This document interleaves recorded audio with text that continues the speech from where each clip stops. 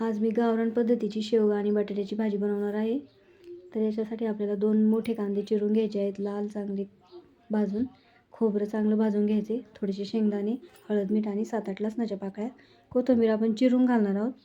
तर इथे मला थोडंसं तेल लागणार आहे। तेलामध्ये आपण लाल तिखट छान तळून घ्यायचे 2 मिनटं। त्याच्यात आता आपल्याला आपलं शेवगा, बटाटा आणि चण्याची डाळ 2 मिनटं टाकून परतून घ्यायचे।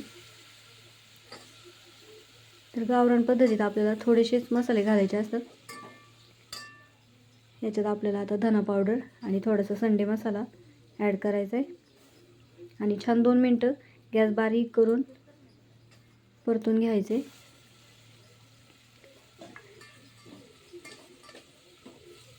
गावरान पद्धतीची ही भाजी खायला एकदम चविष्ट लागते। याच्यात आपण आता कापलेली कोथिंबीर घालणार आहोत।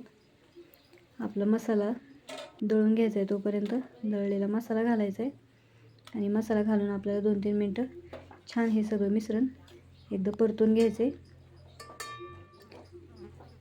4-5 माणसांना ही भाजी आरामशीर पुरते।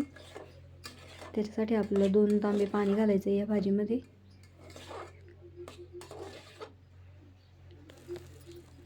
गावरान पद्धतीची ही भाजी एकदम खायला छान लागते। तुम्ही पण करून बघा, तुम्हाला पण आवडेल। तर आपल्याला गरम गरम भात आणि भाकरीसोबत ही भाजी खायला छान लागते। Bye bye.